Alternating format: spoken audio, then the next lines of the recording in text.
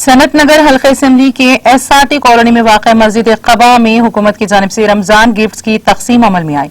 इस मौके पर मस्जिद क़बा के सदर मोहम्मद माजिद हुसैन की सदारत में मुस्तहिक़ अफराद में रमजान गिफ्ट्स तकसीम किए गए।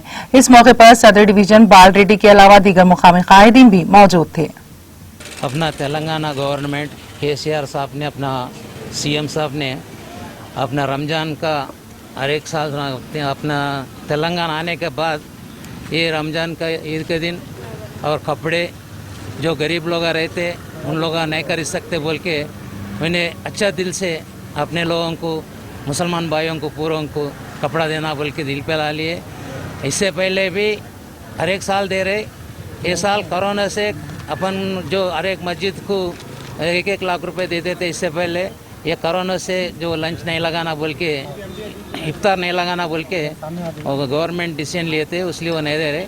कपड़ा हर एक आदमी को, गरीब लोगों को देने के लिए तो अपना सरकार, तेलंगाना सरकार ने दे रहे।